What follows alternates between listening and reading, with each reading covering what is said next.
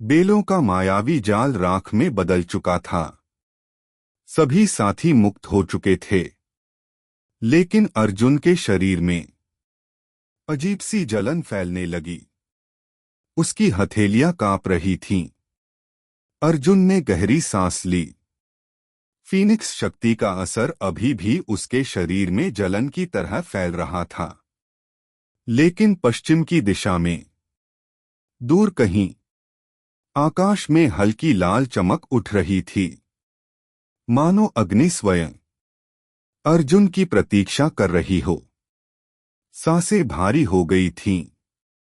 अग्नेशा तुरंत उसके पास दौड़कर बोली, अर्जुन, तुम ठीक हो? अर्जुन उत्तर देने की कोशिश करता है, लेकिन उसकी आवाज धीमी पड़ जाती है। एग्लोटस की आवाज धीरे से गूंजती है, याद रखो अर्जुन, फीनिक्स की अग्नि केवल शक्ति नहीं, बलिदान भी मांगती है। तुमने अभी उसकी पूरी ऊर्जा को अचानक मुक्त किया है। इसका असर तुम्हारे शरीर पर कुछ समय तक रहेगा। अर्जुन दर्द सहते हुए पूछता है, क्या यह हमेशा ऐसा ही रहेगा?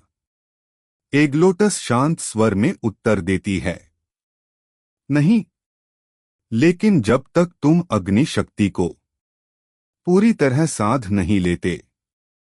हर बार इसका उपयोग तुम्हारी जीवन ऊर्जा का हिस्सा लेगा। मायरा अर्जुन के पास बैठती है और उसके हाथों को थामकर कहती है, तुम्हें हर युद्ध अकेले नहीं लड़ना है। गोल्डन टाइगर गंभीर स्वर में जोड़ता है, शक्ति का मतलब केवल हमला करना नहीं, उसे बचाकर रखना भी है। अग्नेशा अर्जुन को पानी देते हुए कहती है, आज अगर तुमने यह शक्ति इस्तेमाल न की होती तो हम सब शायद जीवित न रहते। लेकिन अगली बार हमें पहले से तैयार रहना होगा। अर्जुन धीरे धीरे उठता है। उसकी आंखों में दर्द अभी भी है, लेकिन दृढ़ता उससे भी अधिक। अगर यह शक्ति कीमत मांगती है, वह शांत स्वर में कहता है, तो मैं उसे चुकाने के लिए तैयार हूं। लेकिन मैं इसे सीखूंगा, ताकि अगली बार यह मुझे कमजोर नहीं और मजबूत बनाए।